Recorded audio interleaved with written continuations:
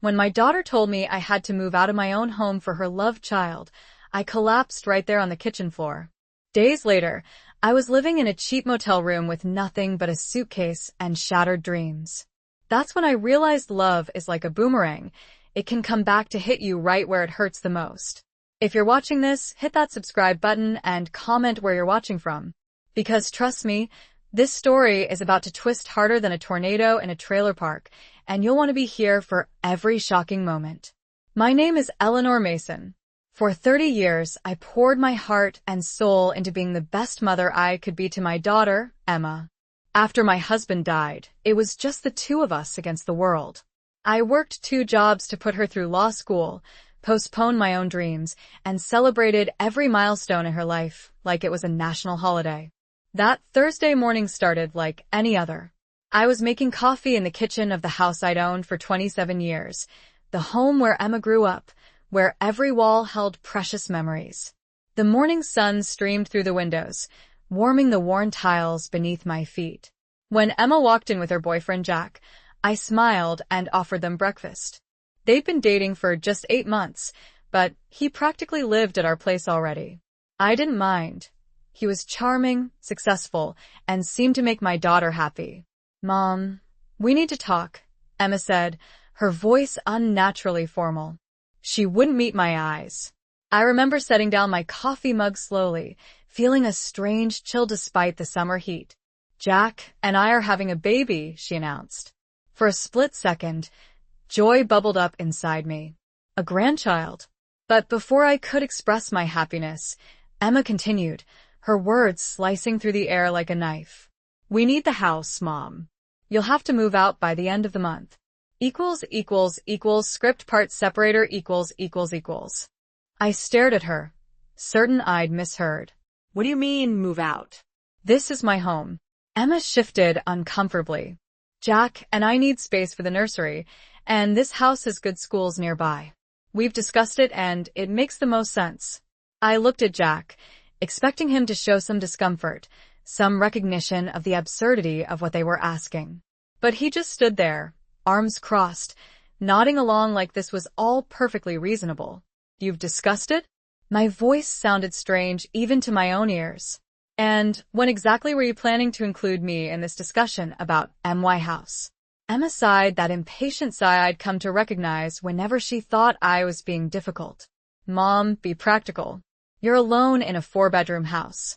I'm starting a family. It just makes sense." "Makes sense?" I felt my face grow hot. "What makes sense about kicking your mother out of her own home? The home I've paid for? The home where I raised you by myself after your father died?" Jack finally spoke up. "Eleanor, we're not kicking you out. We're just asking you to relocate. We can help you find a nice little condo or apartment." "A nice little condo?" I repeated, my voice rising. "How generous of you to help me downsize my life to make room for yours." Emma's face hardened. "Mom, I'm pregnant." "This isn't about you right now. We need stability, and this house provides that." "And what about my stability?"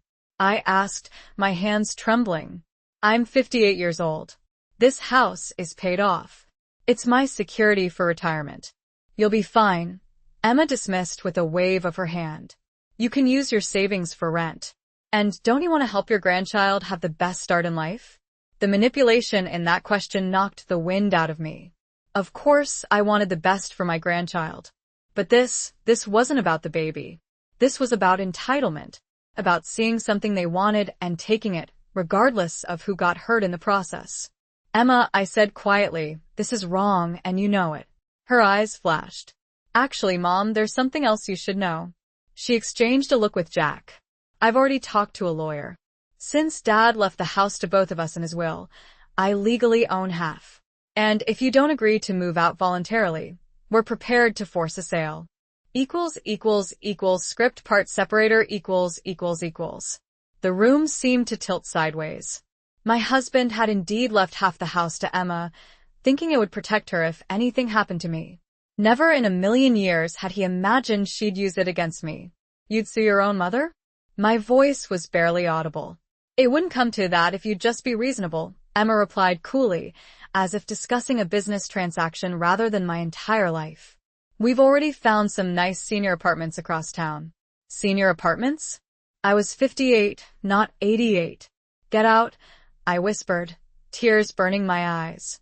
Both of you, get out right now. Mom, don't be dramatic. Out. I screamed, my voice cracking. How dare you come into my kitchen and tell me I need to leave my own home? How dare you? Jack took Emma's arm. Let's go. She needs time to process this. Process this? Like it was a minor inconvenience and not total betrayal? They left without another word. The moment the door closed, my legs gave out. I sank to the floor, my back against the refrigerator, sobbing uncontrollably. The home where I'd nursed Emma through chicken pox and heartbreaks, where I'd mourned my husband, where every scratch on the hardwood told a story of our life together. They wanted to take it all away. 3 days later, a formal letter arrived from Emma's law firm, giving me exactly 27 days to vacate the premises. I couldn't believe this was happening. I called my sister in Florida, my voice shaking as I explained the situation. That ungrateful little Marge couldn't even finish her sentence. Come stay with me, Ellie. You don't deserve this. But pride kept me from accepting. I'd spent my whole adult life being independent. I wasn't about to become someone's charity case now. With trembling hands, I packed what I could into suitcases. Photos, clothes, a few keepsakes. Everything else, furniture I'd saved for, the garden I'd nurtured, I'd have to leave behind. I found a motel with weekly rates. The room smelled of bleach and despair, the mattress sagged in the middle, and the walls were thin enough that I could hear every argument from the neighboring rooms. But it was all I could afford without dipping into my limited retirement savings. That first night, sitting on the edge of that lumpy bed, I realized how quickly a life could unravel. Yesterday, I was a homeowner with a loving daughter.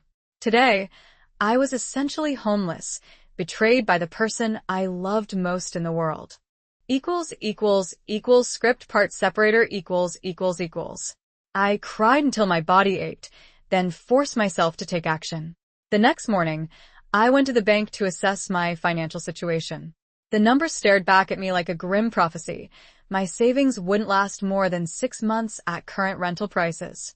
Mrs. Mason, the bank manager said gently, have you considered taking legal action? Your daughter can't simply force you out without compensation. She's my daughter, I whispered, the words catching in my throat. I can't sue my own child. But as I walked out of the bank, something hardened inside me. The ache of betrayal crystallized into resolve. I might not sue Emma, but I wouldn't roll over either. I found myself outside a legal aid office, hesitating at the door. Did I really want to do this? To fight my own daughter? The thought made me physically ill. But what choice did I have? The attorney, Daniel Reyes, was younger than I expected, but had kind eyes behind wire-rimmed glasses. Your daughter's on shaky legal ground, he said after hearing my story. Yes, she owns half the house, but forcing a sale against a co-owner's wishes, especially when that co-owner is the resident parent. Courts don't look kindly on that. Hope flickered to life. So I can fight this? You can. But family legal battles get ugly fast. Are you prepared for that? I thought about Emma's face when she delivered her ultimatum. The daughter I raised would never have done this. Something else was happening here. I just want time, I said finally. Time to figure out where to go, what to do. I'm not ready to lose everything overnight. Daniel nodded. Let me draft a response letter. We'll start by buying you some time. That afternoon, I stopped by my old house to collect more of my belongings. I still had my key, but something made me ring the doorbell instead.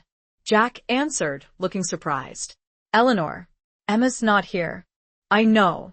She's at work on Wednesdays. I stepped past him. I've come for more of my things. He followed me awkwardly as I headed upstairs. Look, I know this is hard, but I turned to face him. Hard? You think this is just hard? You're stealing my home, Jack. It's not stealing when Emma legally owns half. Something in his tone made me pause. This was your idea, wasn't it? His expression flickered. We made the decision together. I moved closer, studying his face. No. Emma would never have thought of this on her own. You put her up to it. Script part separator equals. Jack's expression hardened. You think you know your daughter so well? Maybe she's tired of living in your shadow. Maybe she wants her own life, her own home. This isn't about Emma wanting her own home. You could buy a place together. This is about you wanting my home. His lips twitched. Look, Eleanor, what's done is done. The letter's been sent. You should focus on finding somewhere else to live.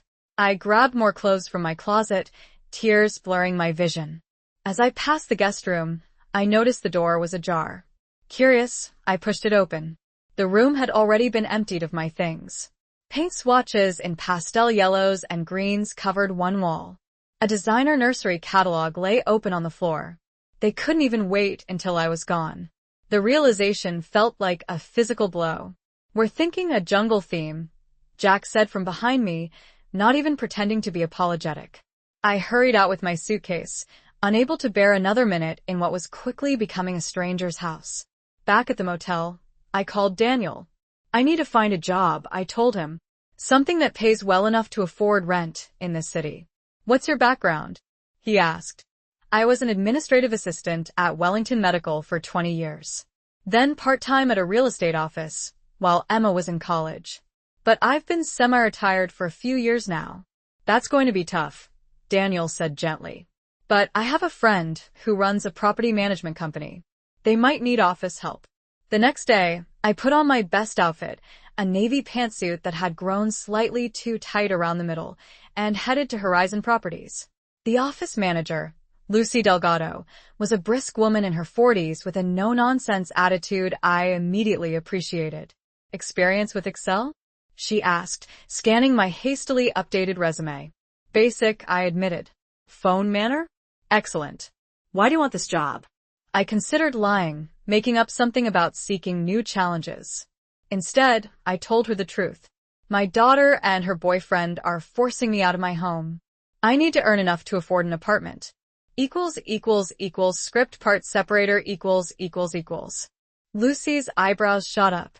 Forcing you out? How? I explained the situation, trying to keep my voice steady. When I finished, Lucy leaned back in her chair. That's the most messed up thing I've heard all week. And in property management, I hear some doozies. She tapped her pen against the desk. Start Monday. 9 a.m. sharp. It's not glamorous and the pay's mediocre, but it comes with one major perk. What's that? Employee discount on rentals. We've got a small one-bedroom opening up next month. Nothing fancy, but it's clean and safe. I could have hugged her. Thank you. You won't regret this. I'd better not, she said with a wink. On my way out, my phone rang. Emma. I hesitated before answering. Mom, where are you staying? Why do you care? I couldn't keep the bitterness from my voice. Because you're my mother, she said, sounding frustrated. And I'm worried. Now you're worried? After you send me a legal notice to vacate my own home? Mom, please. Can we meet? Talk about this like adults? Like adults? As if I was the one being childish. But some desperate part of me still hoped for reconciliation. Fine. Tomorrow. Coffee shop on Main Street. Noon. I spent that night rehearsing what I'd say, swinging between righteous anger and pleading. But when I walked into the coffee shop and saw Emma sitting there, her hand protectively over her still flat stomach, all my planned speeches evaporated. You look terrible, were her first words to me. Being homeless will do that, I replied, sliding into the booth. Emma winced. You're not homeless. You're being dramatic. Script part separator equals.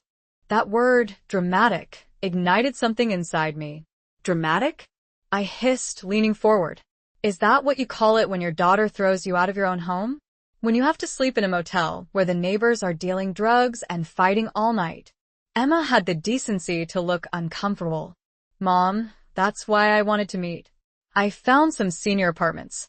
Stop calling them senior apartments. My voice rose enough that heads turned our way. I lowered it to an angry whisper. I'm 58 years old. I was planning to work another decade before retirement. I'm not ready for bingo nights and pudding cups. Fine. Emma. Affordable apartments, then. There's a waiting list, but I pulled some strings. How generous of you, I said, my voice dripping with sarcasm. You steal my house, then offer me charity. It's not stealing. It's legally half mine. Emma's face flushed. And Jack, and I need it more than you do. We're starting a family. And I'm what? Disposable? Something to be discarded now that I've served my purpose? That's not fair. Fair? I laughed bitterly. Was it fair when I worked 60-hour weeks to put you through law school? Was it fair when I postponed my own dreams so you could chase yours? Was it fair when I nursed your father through cancer while somehow keeping our family afloat? Emma's eyes welled with tears. You always do this. Turn everything into a guilt trip about your sacrifices. They weren't sacrifices then. They were choices made from love. But now? I shook my head. Now they feel like the worst investments of my life. The moment the words left my mouth, I regretted them. Emma's face crumpled. I can't do this, she whispered, gathering her purse. Jack was right. You're never going to understand. Jack was right? I repeated. What exactly did Jack say about me? But Emma was already standing. I have to go. The apartment list is in your email. At least look at them.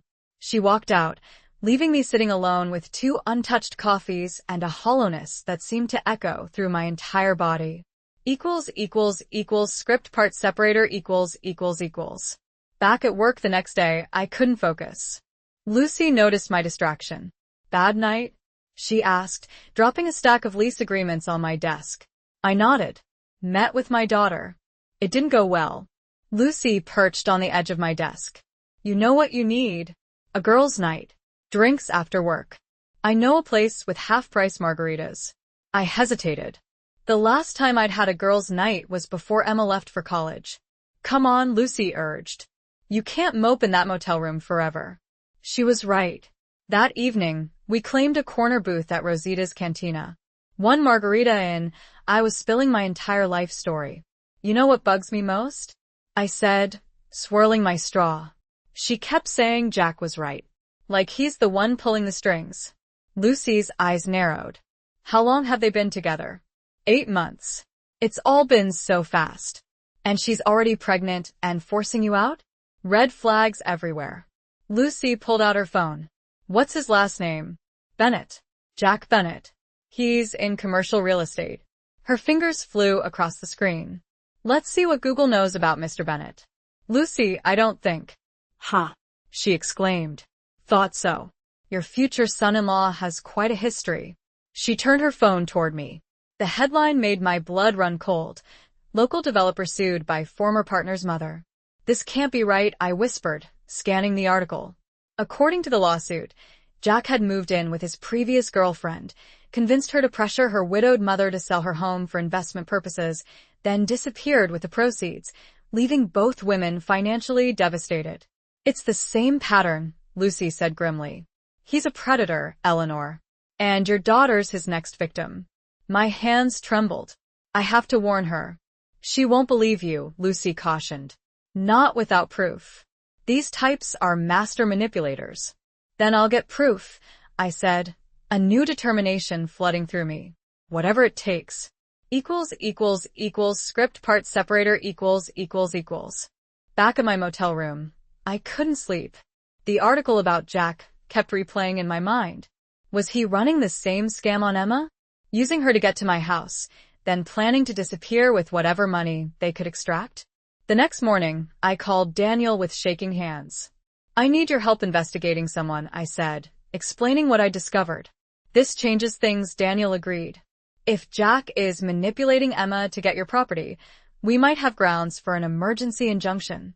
Will that stop them from forcing me out? Temporarily. But we need more than a newspaper article about a similar case. We need concrete evidence that Jack is targeting your property specifically. I thought for a moment. I still have my key. I could look for documents, emails. That's breaking and entering, Daniel warned. Let me hire a private investigator instead. But I couldn't afford a PI, and time was running out. The eviction date loomed just 2 weeks away. That evening, I did something I never thought I would. I waited until I saw Emma's car leave the driveway, then used my key to enter my own home. The place already felt different. Boxes of my things stacked in corners, new furniture arranged in the living room. I crept to the home office, where Jack often worked. His laptop was gone, but he'd left files scattered across the desk. With trembling fingers, I began sifting through them. Most were standard real estate documents, nothing incriminating. But then I found a folder labeled Mason Property. Inside was a detailed financial analysis of my house, neighborhood comps, and potential profit margins if sold. But it was the last page that made my blood freeze. A handwritten note. Is still resistant to full sale.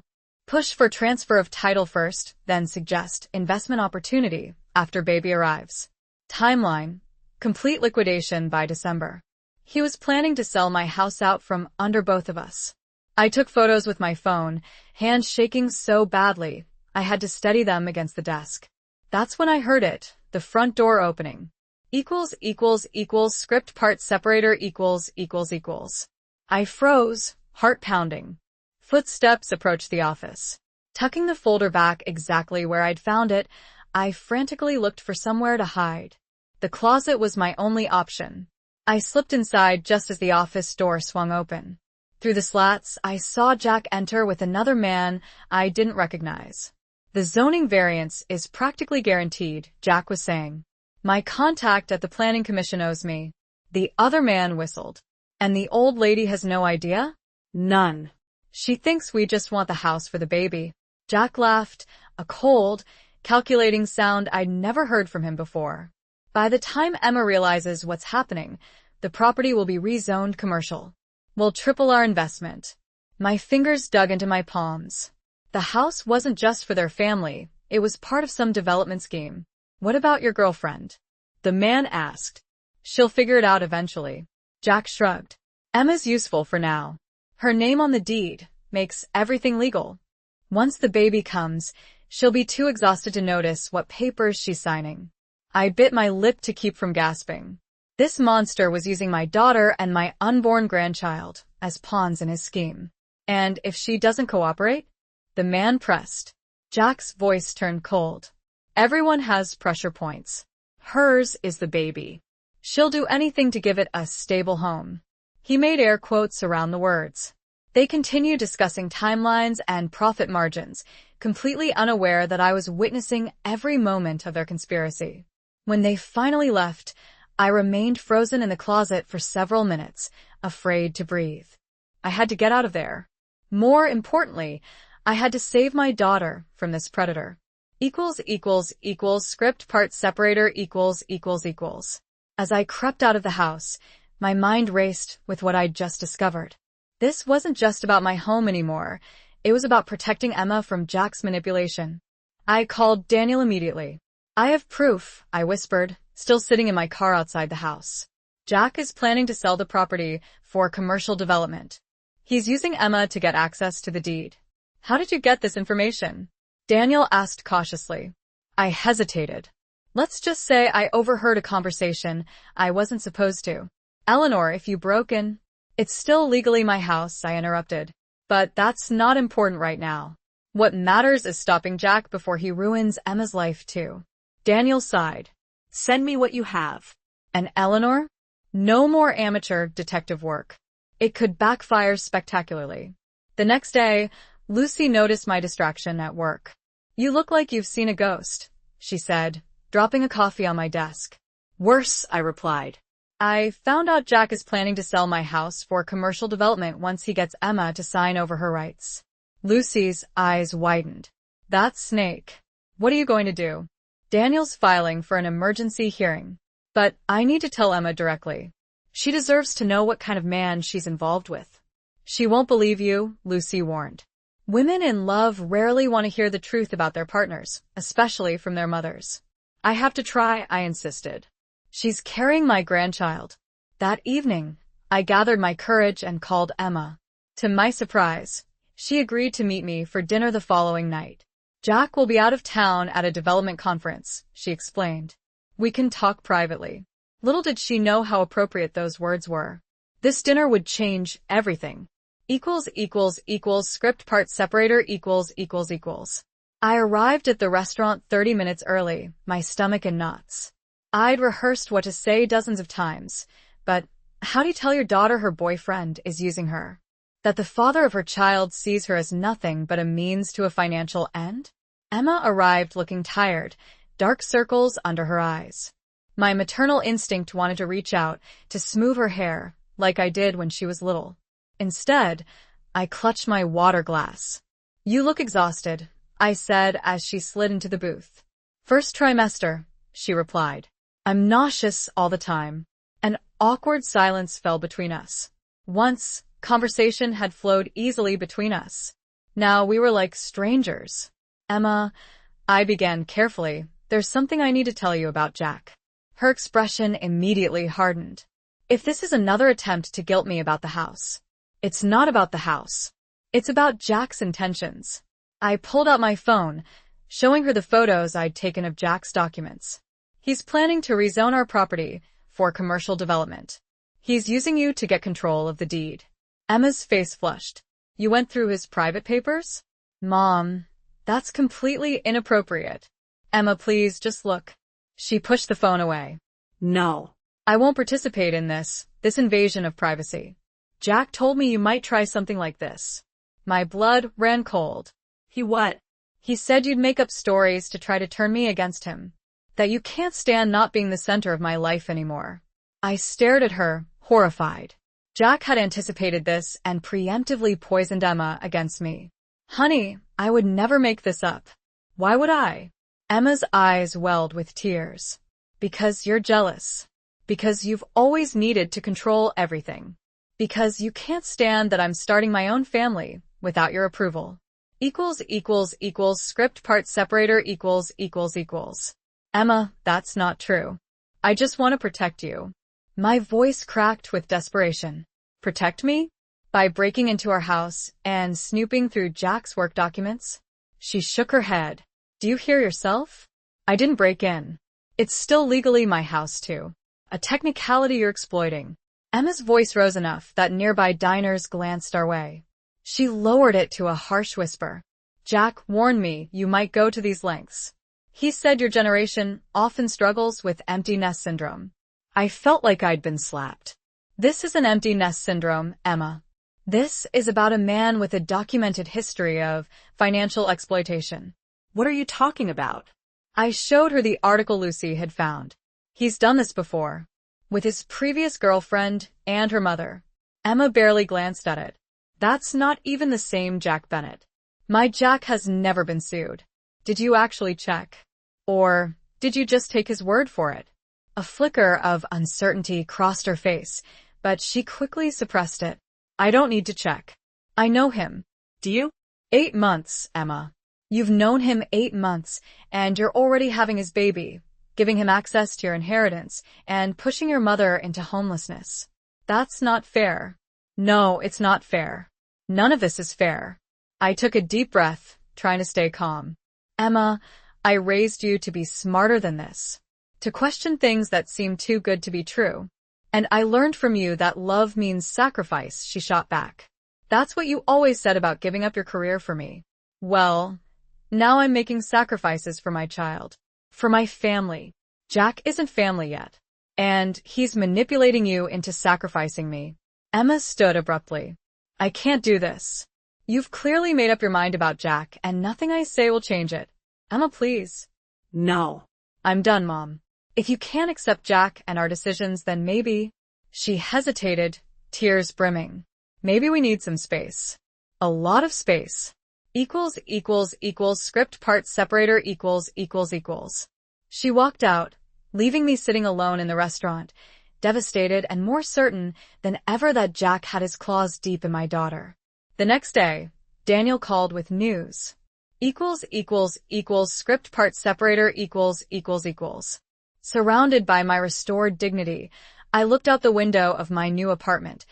A proper one. Not that awful motel room. Emma was visiting with baby Sophie, now 6 months old. My granddaughter gurgled happily on my lap while Emma prepared coffee in the kitchen. Things weren't perfect between us, but we were healing.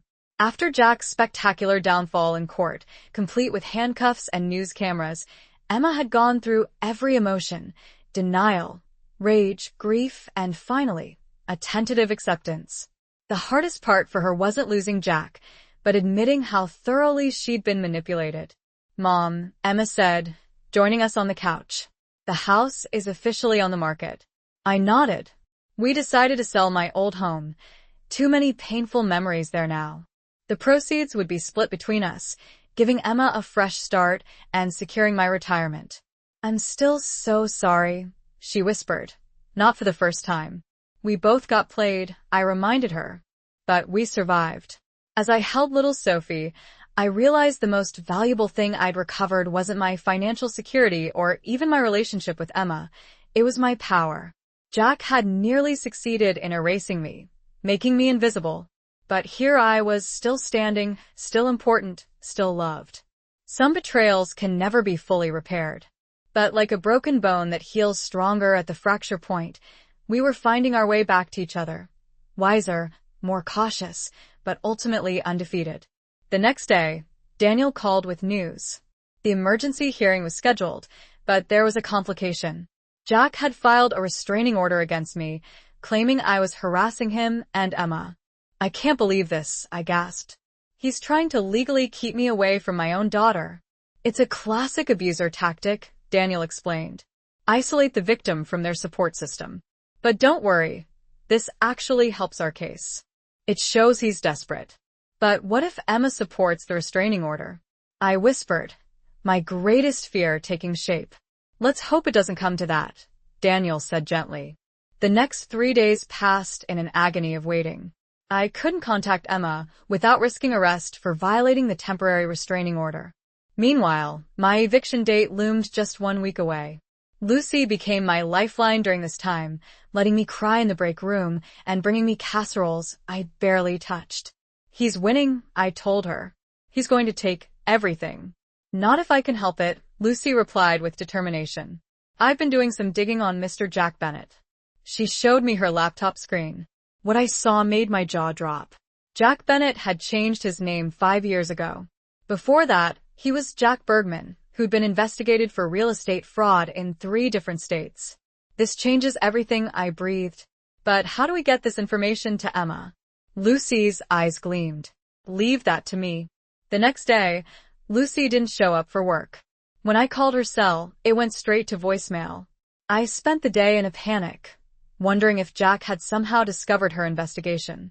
That evening, as I returned to my motel room, I found an envelope taped to my door.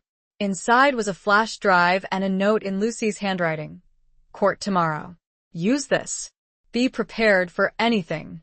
The flash drive contained videos, conversations Jack had with business partners about using Emma to get my property, footage of him meeting with zoning officials about changing the property designation, and most damning of all, Jack explicitly discussing how easy it was to manipulate pregnant women because their hormones make them stupid.